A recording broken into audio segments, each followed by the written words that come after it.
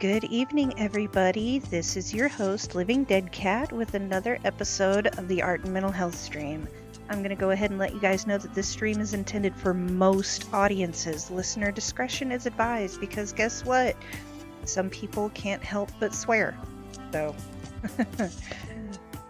we're going to cut them a little bit of slack this time. So, welcome. Glad to have you all here with us. Today's topic is going to be Tourette syndrome, with an interview and live Q&A with somebody who does have Tourette's.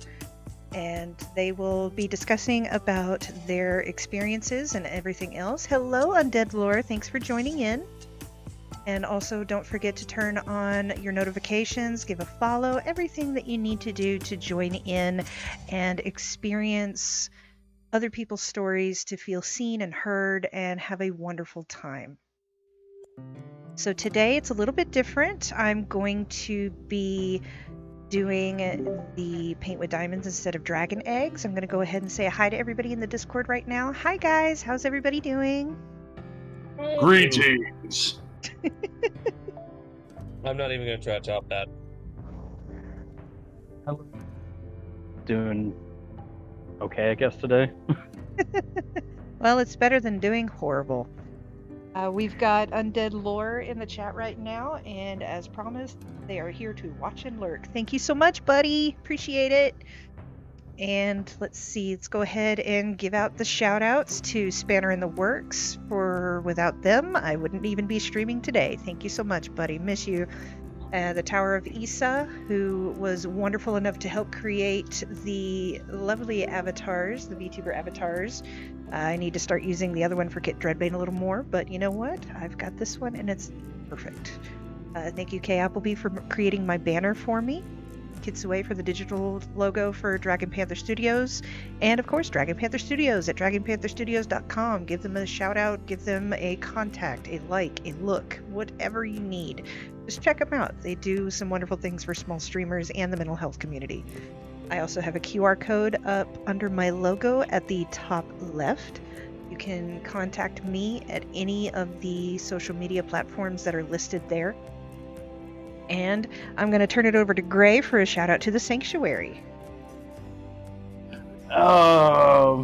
Please forgive me, everybody. My brain is working like a well-oiled Windows 95. Wow. Okay, so the Sanctuary has, yes, I know, I'm old. I gotta turn y'all down. I'm getting an echo. This is a place for pretty much everybody. I mean, we are all inclusive.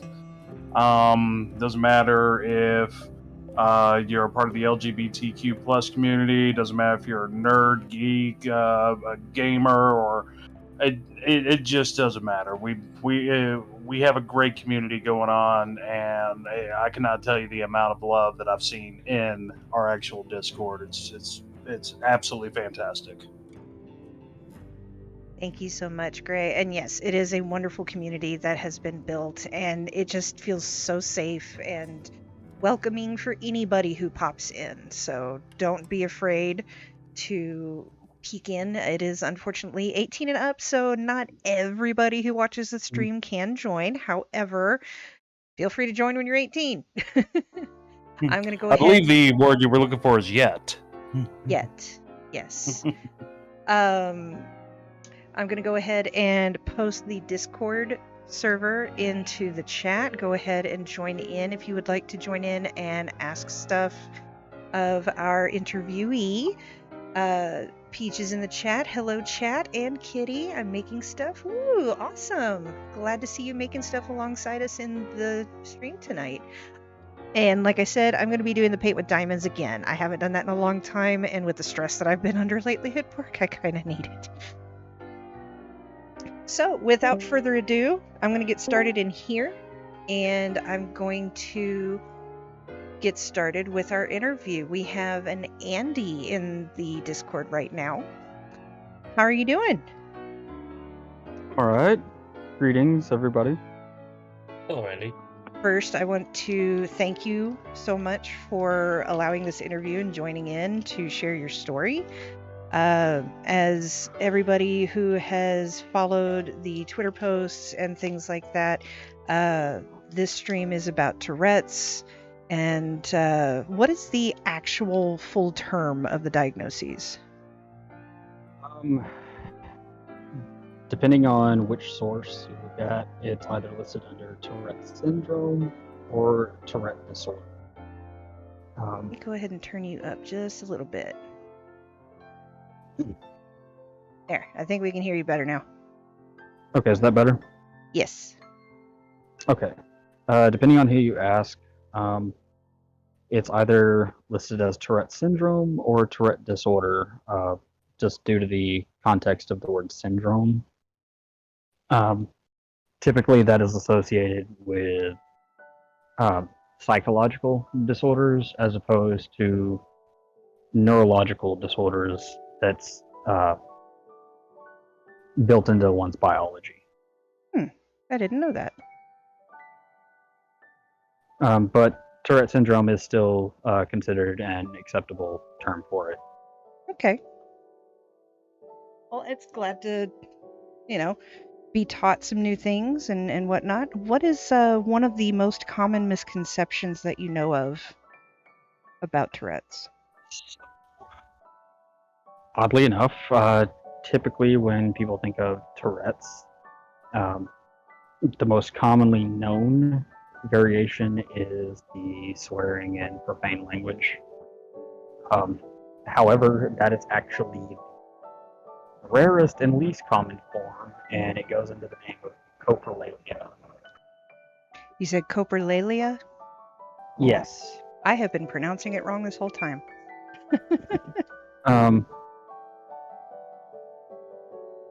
It's estimated that 1% of the population has Tourette's, and out of that 1%, it's expected that roughly 1% or less of that population actually has coprolalia.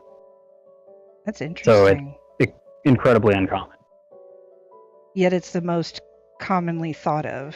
That's really interesting. Correct. As far as typical characteristics, you might see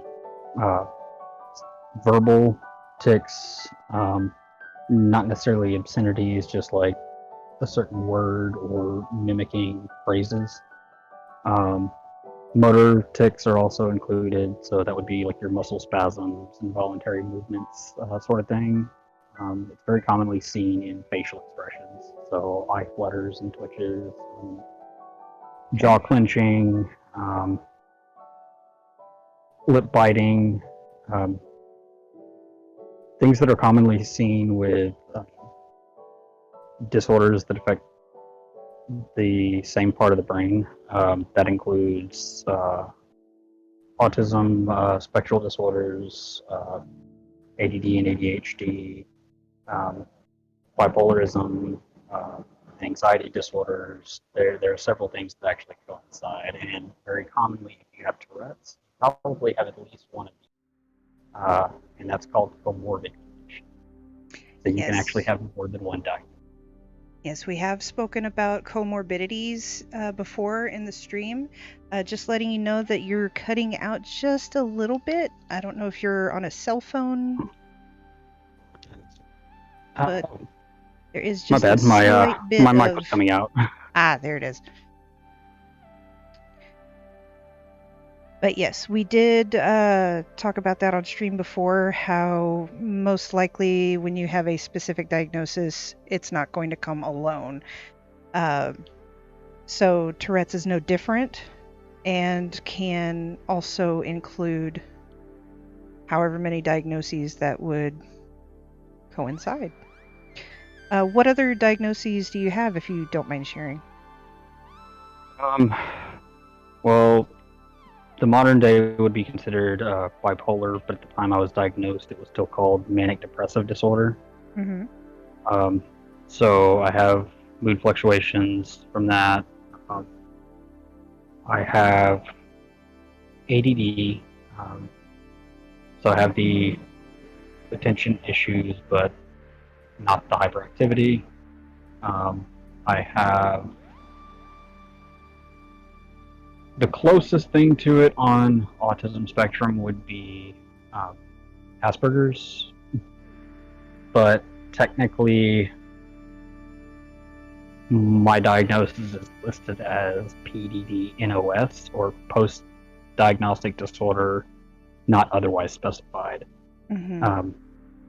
Basically what that means is I fall on the same side of the spectrum as high-functioning Asperger's, but I also don't have all of the characteristics.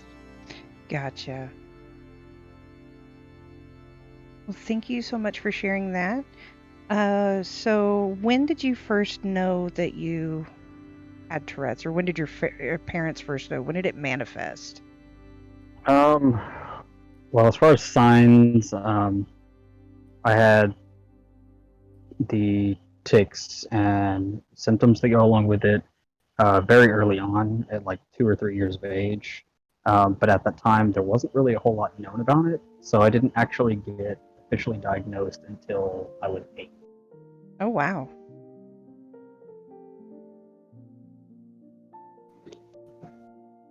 So yeah, at that time, trying to get a diagnosis was difficult. Most doctors, not knowing anything about it, assumed that it was either behavioral issues or, oddly enough, bad parenting. It wasn't until years later that it was found to be a condition called Tourette. That's interesting. With that said, males are actually 4 times more likely to develop Tourette's than females are, and of the women that do get it, or have it develop, it actually very commonly exhibits differently than males. So Really? it's not quite as noticeable for women because they typically get less of the vocal tics and less of the motor tics, and have more of the sensory impulse responses. So it very commonly comes off as if they're just being moody, when in reality they're exhibiting signs of Tourette's, just in a different manner due to the difference of biology. That's interesting. Um, Go ahead. As far as catching it early on, you don't typically see diagnoses for it below the age of 5, just because it takes that long for the brain to develop at a stable level for you to catch it. Okay. There is believed to be a genetic factor that goes along with it. A portion of the population with Tourette's have been found to have genetic changes involving the SLI-TRK1 gene. Thus, it's believed to be linked to a genetic mutation of some form.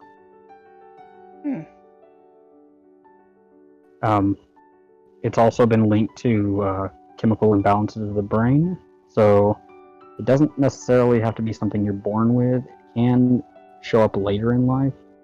That's where you get what's called adult onset Tourette's. Mm-hmm. Typically, that is seen from substance abuse causing imbalances in dopamine, serotonin, and norepinephrine. Okay. Is it something that could come about, say, from any kind of brain injury or trauma? It could, if that trauma caused imbalances in how the brain produces certain chemicals. You can actually see very similar signs as somebody who's born with it. It's really interesting. We got somebody new in the chat. Hey, Jackie, welcome aboard. Glad to have you with us. I know that you and I talked about this before, but just for the group here and anybody else listening in, can your tics change throughout your life, or do they always remain the same type? They can change. They don't always. Some people have the exact same tic all their life. Some people can actually develop new ones throughout their life.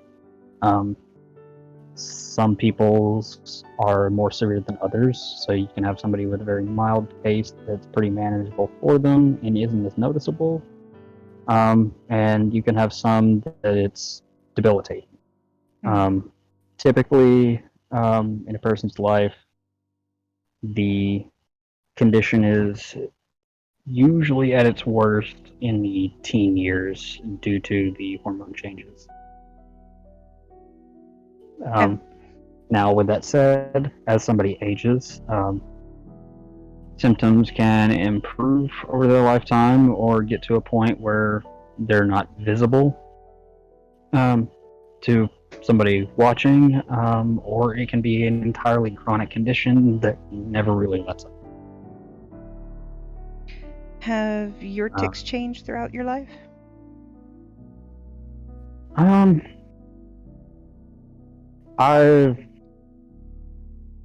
I've lost some throughout my life, so I had tics previously that I don't have anymore, but I have a couple that have been pretty consistent the entire time. I think part of that has to do with stress levels. Tourette's is actually exacerbated by stressors.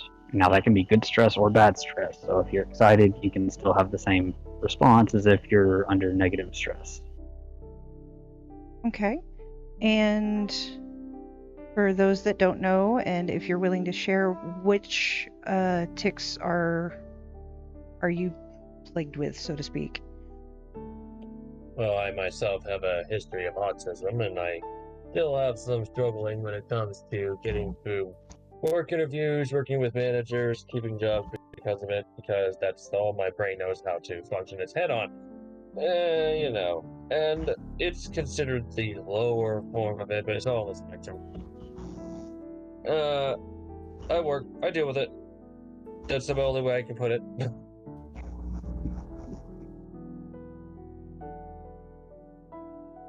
Okay. Andy, what about your tics? Which ones do you exhibit? I have a lot of eye tics, so I might have eye fluttering or eyelid spasms, as well as I do have neck movement that sometimes can get severe enough that it blocks up my neck muscles, and I have to do physical therapies or massage therapy to loosen it. Oh, that's awful. Typically, it's not that bad though. Well, that's good.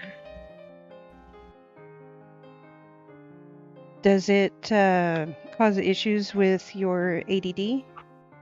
With distractions? It does actually. So, because of the goldfish attention span, if I have a twitch where I look away from what I'm doing, I can sometimes get distracted by whatever else came in my field of vision. So pretty much squirrel at any given time. Yes, and not just from as far as a medication standpoint, there's really no cure for Tourette's. There are things that can help cover up the symptoms, but they come at a worse price on the body than just dealing with them. Yeah. Whereas on the flip side of that, the Adderall that I sometimes take for ADD can actually worsen the tics. So it's kind of a catch-22 situation. There's no really good answer. So you said there is some types of treatment for the symptoms of Tourette's. What would those be? Would it just be medication or anything else? Well, as far as medication goes, it's usually things like muscle relaxers. Typically, central nervous system depressants are what's administered, but usually you end up having to take several things with those to offset the side effects. At one point, I was on like 8 different medications, so oh wow, I wouldn't advise that route for people with Tourette's just from the unfortunate side effects that can go along with it. As far as personal experience and what I've observed working with Tourette Syndrome Association of America, the most effective treatment that one can give themselves, typically it's found through self-medicating, is cannabis. Okay. As far as long-term health risks, it's not, you're never going to overdose on it. You're not likely to have severe long-term side effects from it. And it does also help with relaxing the muscles to take the edge off, depending on which strain works for you. Okay. Now, for those states that still don't have it legalized, does the CBD oil or any of those, like the CBD flower or anything like that, work? That you've experienced, at least? I've tried the CBD. It really only has any effect for very mild cases, and even then, the effects are pretty negligible. I've found that Delta 8 actually is more effective. Okay. It's not quite as strong as Delta 9 cannabis, but it's also much more legal because it's classified under the agriculture exemption for hemp. Okay. Well, that should be helpful for any of our viewers who are looking for an alternative in non-legal states. Typically, if you want the relaxant effect, usually that's going to be seen most from a indica or hybrid that's heavier on the indica side. Sativas can sometimes worsen effects depending on how strong the sativa is, because it has the stimulant effect. Yeah, that would make sense.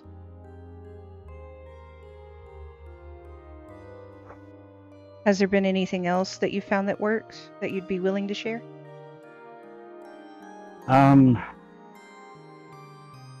I would say use sparingly and with caution, but alcohol can sometimes take the edge off as well, due to the fact that it is also a central nervous system depressant. But use with caution. Yes, and only use if of legal age. Correct. Have you ever... Let's see, how to word this. Have you ever gone too far with any dosing? Oh, absolutely. Early on, I guess in my teen years, when I didn't quite understand all the ins and outs of it, kind of new information. At the time, we were still studying it, so I tested everything from experimental prescriptions to essentially just self-dosing with things, and I found that due to the neuroreparative and remapping properties of psilocybin or mushrooms, it can have medicinal effects. However, when you're young, you sometimes don't recognize how strong the side effects can be. That was a very interesting night.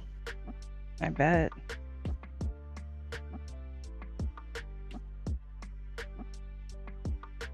And just to clarify for any of our viewers, please reach out to a licensed professional before starting any kind of dosage therapy for any substance, and make sure that you have a safe amount of whatever is being prescribed, and that it is also legal in your state or I will country. say I don't know where all this is currently being done or where all it's been legally approved for use. But depending on your area, psilocybin has started being used in clinical use for neurological conditions. So there are some licensed facilities that can actually administer microdoses for somebody to attempt to help or treat their disorder, essentially by retraining the brain to use different neural pathways. I do know there are also some areas that will use You're cutting out again just a bit. Oh, is this better? Yes. There are some areas that will also administer clinical doses of ketamine for ketamine therapies. I haven't personally tried that one myself, but I have heard good things from most individuals who have gone to a clinic and tried it. Yet again, I would say consult your doctor beforehand and see if that might be a option for you, and only accept things from a licensed facility and practitioner. Testing things on your own has become a very dangerous game, and there's really no telling what you're going to get a hold of. Yes, and just letting you know that I am not a licensed professional at this time. I am taking courses to become a licensed counselor, but that does not allow me to advise taking of any kind of medication or substances for treatment. Again, please seek out professional assistance or facilities.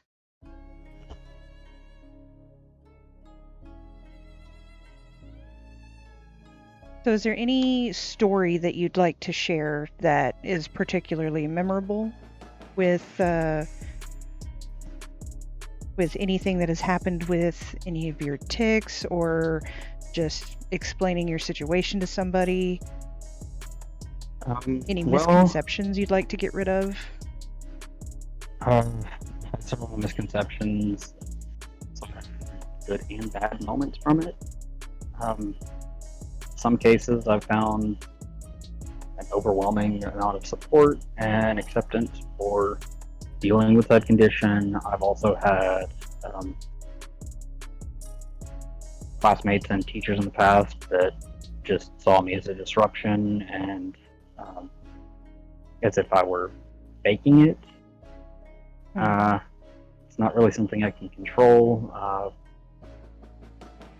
Early school life was actually quite difficult as a result of it. I didn't really get to have a lot of social interaction just because of the stigmas around it, the fact that people didn't understand it.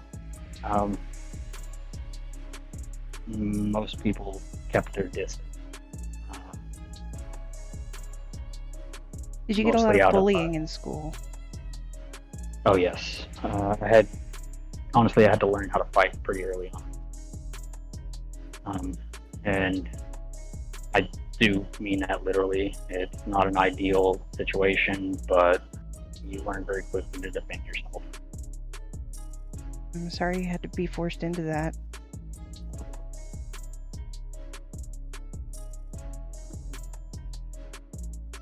So let's lighten the mood a bit. Any funny stories that have happened due to your condition?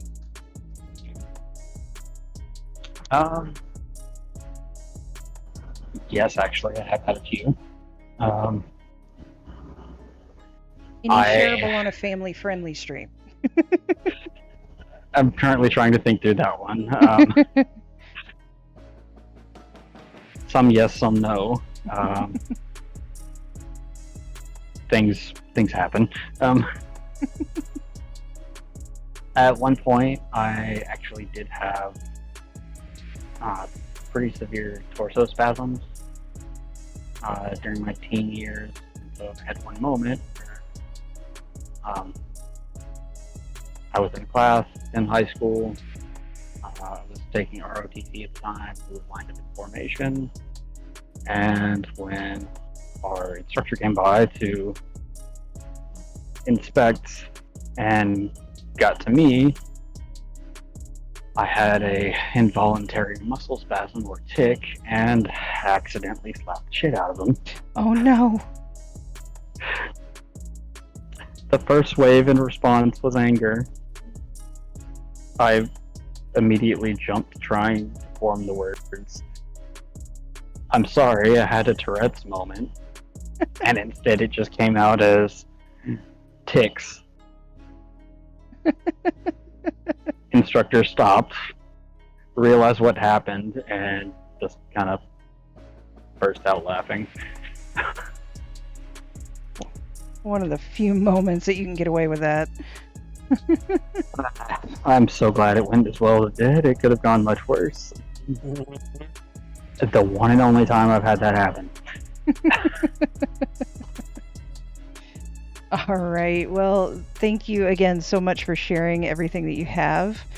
I'm going to go ahead and open up the floor for a Q&A if anybody else has any questions that they would like to ask. Nothing comes springing to my mind. I was just having fun listening to stories.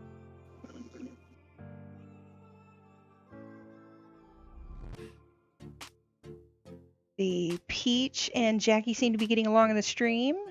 Glad to see that. And Jackie's making some meatloaf. That sounds delicious. Peach is 3D printing stuff and enjoying the stream. Thanks, guys. Does anybody in the chat have anything that they would like to ask our interviewee?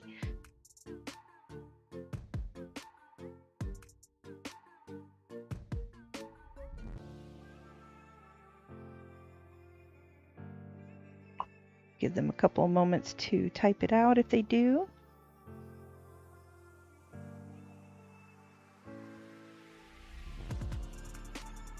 And let's see. Yeah, a condition I'm not well versed, so it was good to learn about it and better understand it. That's awesome.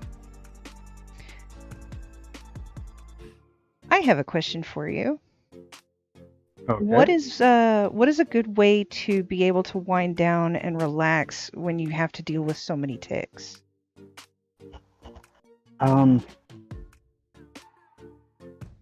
Music can sometimes help.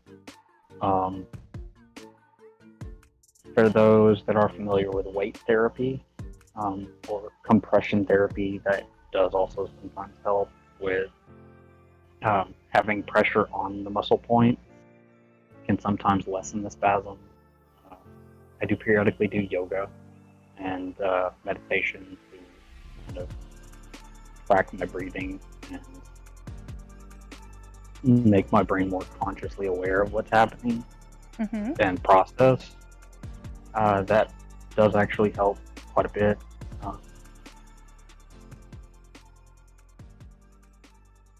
And you said you do massage therapy for some of the muscle tics and such like that. Yeah. Does that help as well with just general massage, or do yes, you have to go absolutely. to like a physical therapist specifically for it? No, it's not something that you have to go to a physical therapist for.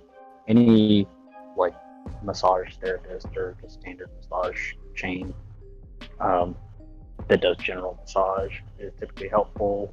I mean, if you ever needed a medical excuse for a spa day, that's it.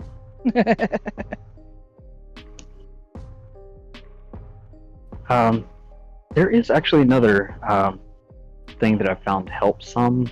I don't know how available it is everywhere. I do know in some areas it can be somewhat pricey, but it's not something I typically see needed on a regular basis, maybe once every 6 months. Sensory deprivation flotation chambers. I have one near me actually that I've been wanting to try. It is actually super helpful, being able to just simply block out all external stimuli. You basically just float in a heavily salted water pod. Kind of feel like a DBZ character rebooting. Is somebody currently watching DBZ Abridged on a weekly basis? That is hilarious. So, okay, here's something. What about things that you are unable to do? Or is there anything?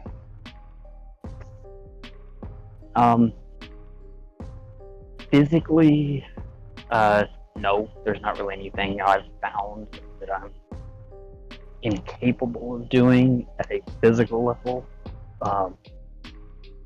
So my body's mobility is pretty on par with an average person. I just move a little bit more. From a legal standpoint, having a Tourette's diagnosis is an automatic failure for anybody trying to get their DOT physical for a CDL license. So I cannot operate large trucks or CDL required vehicles. Okay.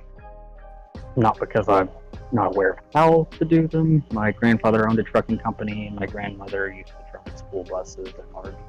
So I'm familiar with how to do the process. I just legally cannot get the license. Gotcha. Part of that is due to the fact that most companies that have drivers and require CDL have to carry special insurance, and that's considered a heavy liability. Gotcha. And it is understandable, considering like certain heavy machinery operations can pose a hazard if you have specific ticks that say like cause your arm to flail or something like that. That can be a considerable hazard, and I don't think it's a discriminatory thing at that point, but it does, in general it does suck. I do have a personal license, so I am allowed to drive a vehicle on my own. I just don't typically do long distances or highway, just because the risk increases significantly at higher speeds with a tick. So it's mostly a self-precautionary hazard or hazard reducer, but I don't actually have any specific restrictions that say that I can't. Well, that's good.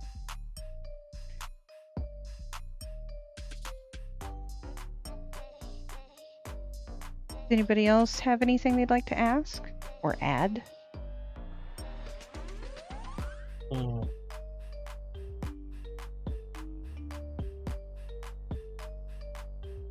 I think I've run the gamut of all of my questions. I do have something to add for the students. If you do have Tourette's and do have muscle spasms,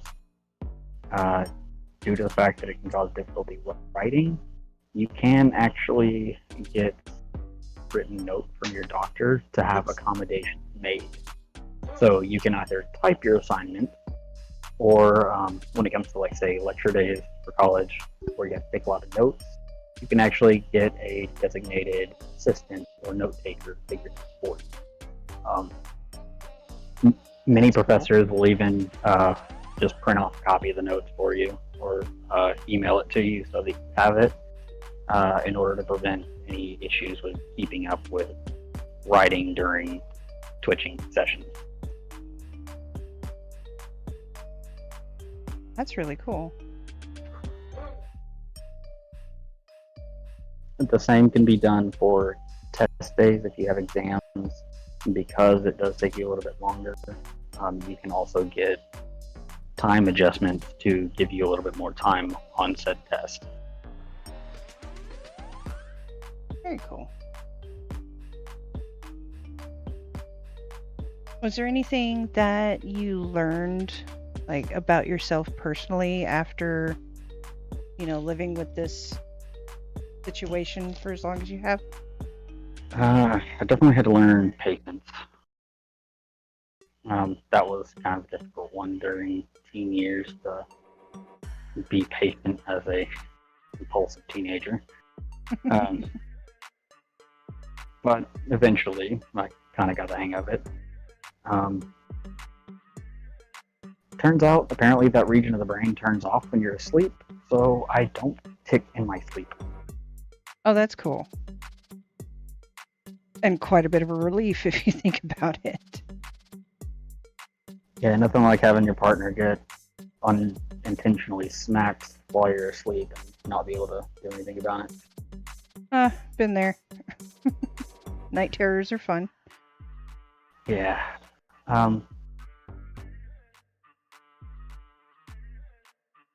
Would you like to share anything else about your other diagnoses? Yes. So, oddly enough, my diagnoses are stemmed from genetic mutations. So my genetic changes were relayed to me as being pervasive. In other words, it affects the entire body. Now, where the mutations occurred, if it was just biology and how I formed, or as a result of some of the prior illnesses that I've had, we don't really for sure.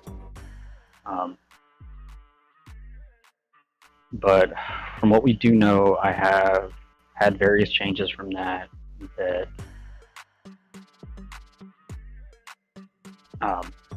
have led to the discoveries of some of my other diagnoses. As far as the manic depressiveness, I found that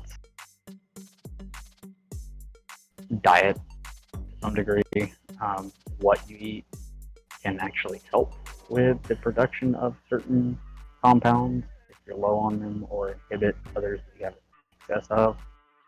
That's interesting.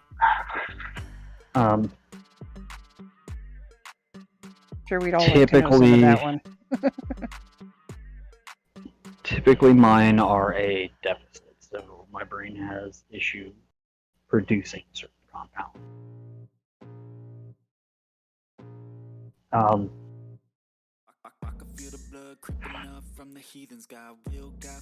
far as like immune system risk factor, turns out due to those changes, I have a very high resistance to viral infections. Part of that being due to a gene deletion when it mutated. And so when it comes to viral infections on how they bond with the system, there's not really a way for them to infect you if they have nothing to attach to. Interesting. As far as the rest, I still have pretty much the same level of immune system for bacteria, fungal, or parasite infections as anybody else. That's still pretty normal.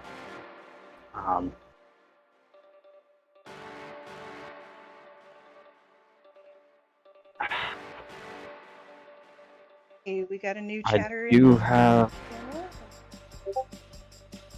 Nice to see I do you. have a higher susceptibility to bacterial strains of Tourette.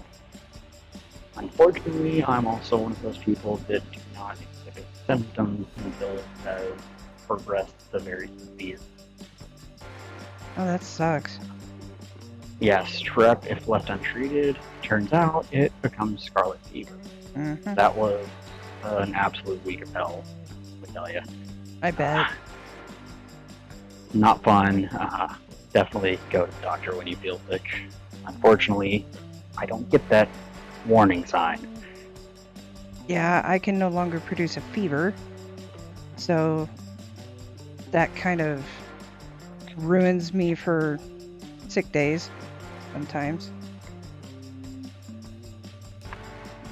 I actually do have a similar issue on that one.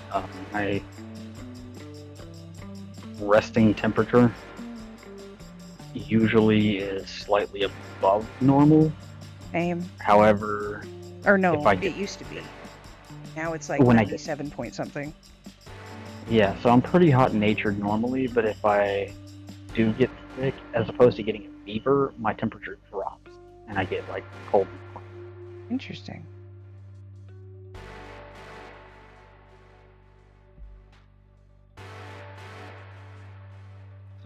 I have noticed that instead of a fever, it will go the other direction, and so if I'm 5 degrees below, there's usually something wrong.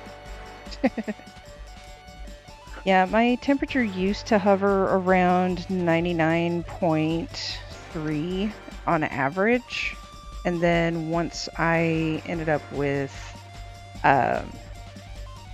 severe heat exhaustion, borderline heat stroke, Ever since then, my body temperature regulation has pretty much gone non-existent for a lot of things. I can't handle hot or cold anymore in any kind of extreme, and even in the mid-ranges. But my body temperature in general has dropped to like 97.4 on average. So anything like 98.9 is considered a low grade for me. Interesting. Yeah.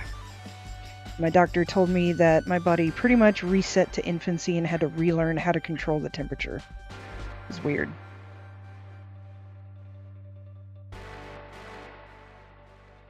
And that was about 3 years ago-ish.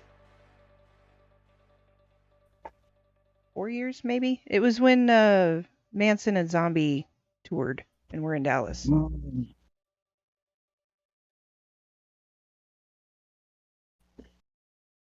Yeah, I think that was 2018.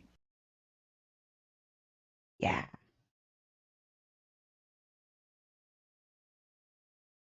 Oh yeah, 4 years ago then.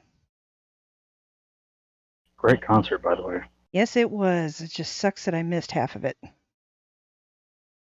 I feel that. I was slightly late myself. I was about 3 rows from the front stage, and then I had to be pulled out.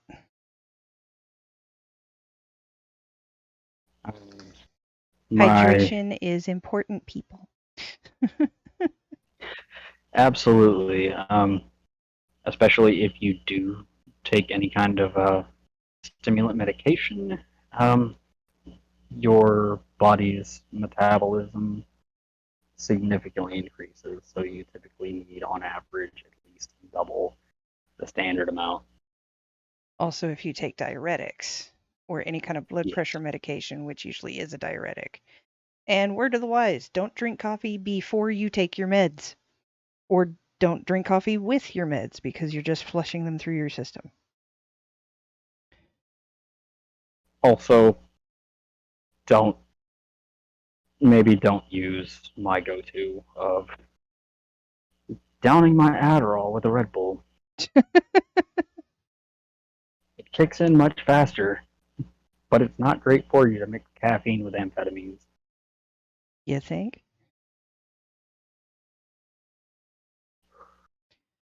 Not until after I've had my...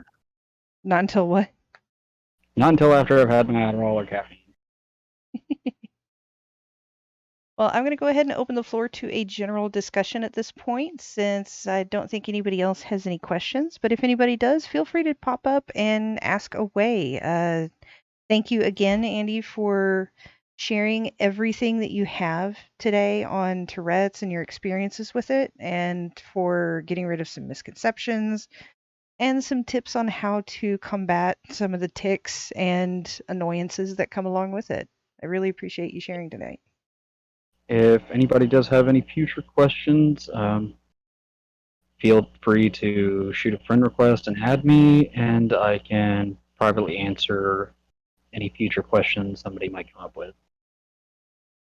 And if you're not in the Discord server, go ahead and reach out to me on any of the social media platforms through my QR code.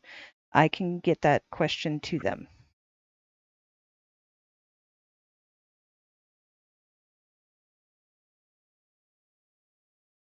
So the floor is now opened up for any kind of general discussion. How's everybody doing in the chat?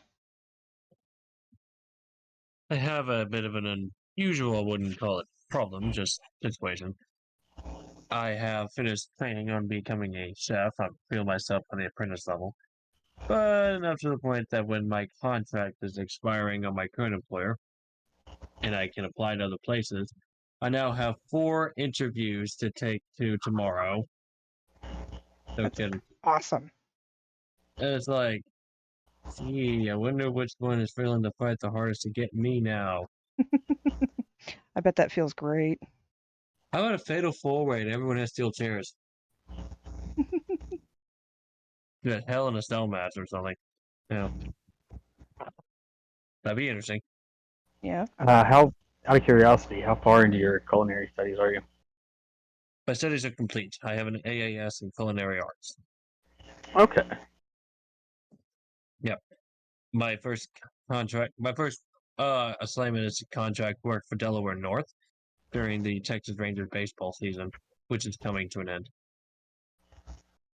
The Rangers kind of sucked. They are not getting a postseason. Yeah, they're not quite up to par with how they have been previously. Right. So there is that on that. Jackie just says food. Meanwhile, I'm looking at some of the memes I've been sharing today. There has been a lot. But Yeah. well, I can give an update on what I've been going through. If anybody cares to listen in on that one, it's been quite a doozy. I know the last time I delved into my personal life, you guys got to hear about my history with my weight struggles and things like that.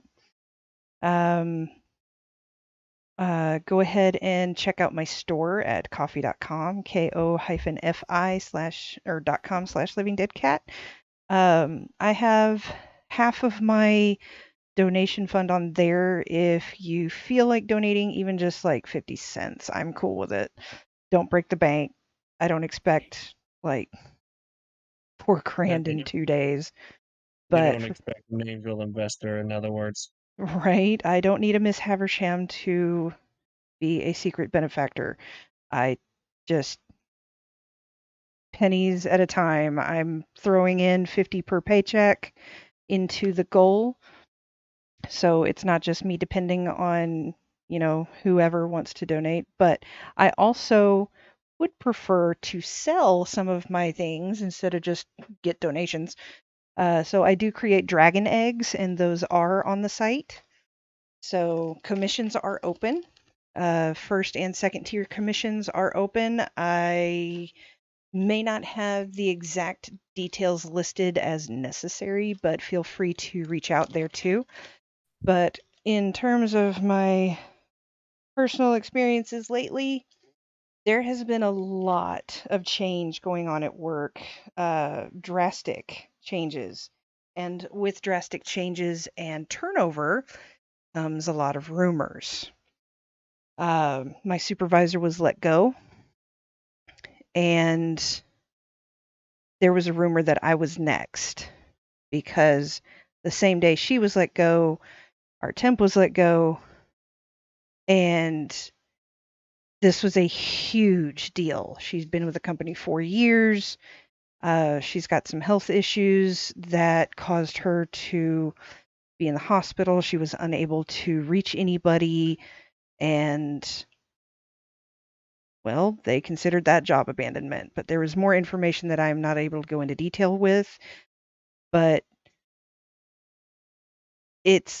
I'm not the only one thinking this, but that was one of the worst decisions the company has made, was letting her go because of her knowledge and because of what she did for the company. However, it's probably for the best because of the stress levels that her job was. And so I wish her nothing but the best on her future with another company, and hopefully lots less stress and everything like that. But the rumors going around that I was next on the chopping block really, really hit me pretty hard yesterday. And I was not in a good place. I was not even supposed to stream tonight, but there's just so much going on and so much fear in our department. There's so many changes coming, and it's just been a madhouse. And we have 2 new temps that we're trying to train while barely keeping our heads above water with the backlog of everything. And then on top of that, providing information to oh yeah, I hate the rumor mill too, Jackie, trust me. It's dumb. It's like, are we still in high school? Like, oh my god. But I mean, to be honest, it's laughable at how some of these rumors come about, and it's usually about people who don't know anything about the other people. But unfortunately, it hit me pretty hard. And what was worse is I couldn't find my anti-anxiety meds. They weren't in my purse. And I was like digging around for them all day yesterday. Turns out they fell out of my purse into my car. So I didn't get them until this morning. But I did take one of my emergency pills. It was my 0.25 mil lorazepam, my literal chill pill that lets me feel everything but not react to it. So I was kind of unable to Man. really process until much later in the day, and then it all hit me at once. I mean, it let me get my job done. It let me do what I needed to do, but after that, I was a mess. So, and I had asked for today off and never got a reply, so I had to come in. And when I requested tomorrow off for mental health day, I get come back with, this isn't in the employee handbook for a mental health day, so you can just take a vacation day. I was like, okay. Well, the ADA states that because I have depression, I can use a vacation day as a mental health day. So it's like, just the employee handbook is not the end all be all of how things work. But I don't know. I don't know if that came across as snarky when I came back with that information or what, but I have already made a conscious decision that I'm not going to be pushed around in this company anymore. Jasper, quit knocking stuff down. It ain't time yet. No, it's only 8:30. Oh, it's sticky. Go away. You don't want stickies. Go. No, no, no, no. There. I do actually have to bid my farewells. I have a DM campaign to attend, Oh, awesome. Well, have fun in the so game. will do. I will talk to you guys sometime in the future. All right. Again, I thank you don't so know how much. soon I will have next, so I'll have to just play that one by ear. Well, don't forget, the Sanctuary has game nights on Thursday nights, and we also have movie nights every last Sunday of the month, and every Sunday in October is horror movie nights. Awesome. I will definitely take note of that. Yep, it should be in the events calendar, I think. If Perfect. not, we've got polls, so go ahead and cast your vote on which movie. Perfect. All right, thank you Alrighty, guys. again.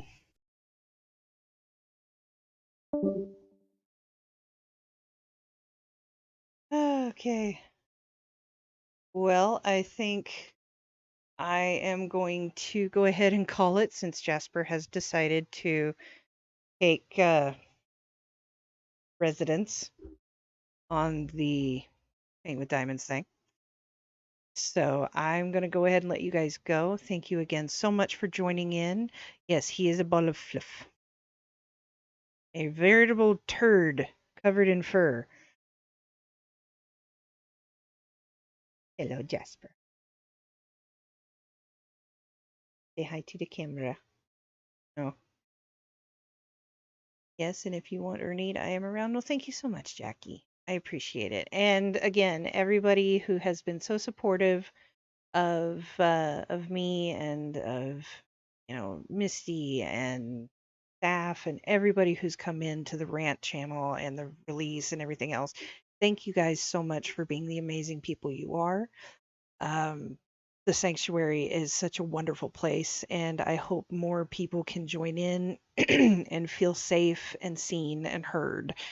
And run-ons are my thing, so get over it. But again, thank you so much. This was the Tuesday's Art and Mental Health stream. Hi, Jasper. And I will see you guys next Tuesday. And next Tuesday should be the first Tuesday of the month, and it'll be a general discussion. So we don't need to talk about mental health, but we can if you want to. But we can talk about just about anything that's going on. And one last note, if I remember correctly, if anybody has any friends or family in Florida, excuse me, they've got some rough waters coming and rough weather, so keep them in your thoughts and check in on everybody that you need to. All right, take care of each other. See you next time.